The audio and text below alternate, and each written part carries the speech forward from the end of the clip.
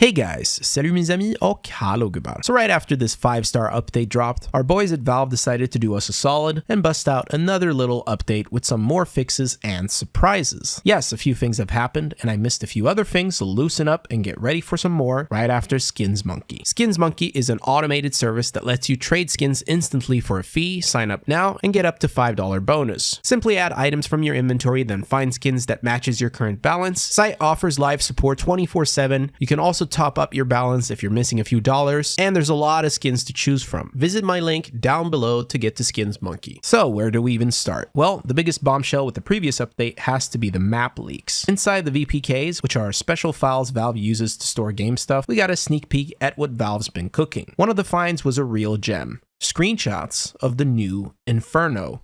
Oops. We might have gotten a little too much here. Now these juicy pictures, along with all other map related intel, were yoinked with the second update. Yes, it seems Valve wasn't too thrilled about this reveal, probably because it spoils the surprise. Inferno wasn't spotted in Valve's video on the elevated maps, but the cat's already out of the bag, and it's not exactly secrets we're talking about anymore. But now that it's out in the wind, we have to talk about it, because it looks totally different. Compared to what we have today, this looks very gritty and older, a bit like it's been left out in the rain and got all rusty. It's a vibe for sure. And notice from this screenshot of a site how the graveyard's gotten a total makeover. They've axed that sneaky little spot where you could hide behind the stairs, which I kind of like. B-site also looks completely overhauled and with some slight changes, especially around, the first, second area, but also coffins. It also looks like standing on top of the fountain is a no-go now, mainly because it's not a fountain anymore. Oh man, look at the church area. That is trippy. Compared with CSGO, yeah, this is a big deal.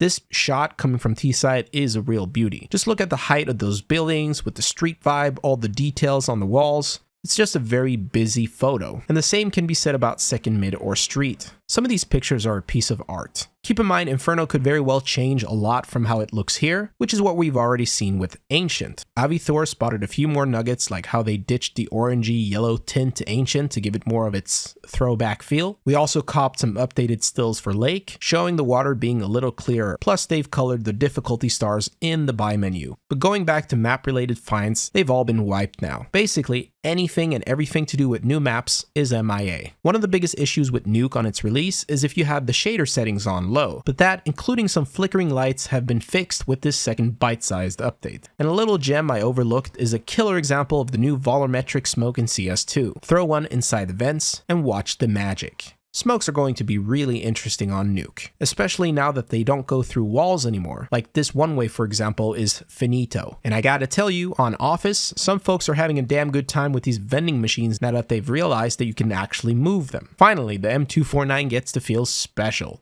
Oh wait, you can do it with a negative, it's a lot cheaper. But essentially you could mold the vending machines to build a barricade. I'm pretty sure the vending machines weren't intended to be moved at all, but maybe Valve's gonna let it slide, because it's not game breaking by any means. And this next one can be seen as a potential bug, not sure if it even qualifies, but the grenade preview is not able to calculate a nade trajectory with glass in the way. To be honest, it's not that big of a deal. Most lineups, especially on Nuke, involve smashing the glass anyway. And I know that 0 people asked about this, but yes, the snowman is still out there waiting for you. Oh, and the fact we're able to see our own shadow, we can actually become that one annoying person at the movies who strolls by the big screen and messes the viewing experience for everyone. In other news, it looks like Valve's been good to us and brought the enable bhop command over from CSGO. If you turn it on, you can bhop without the speed limit. The current limit in CS2 looks like it lets you get to about 300 velocity before the penalty drop.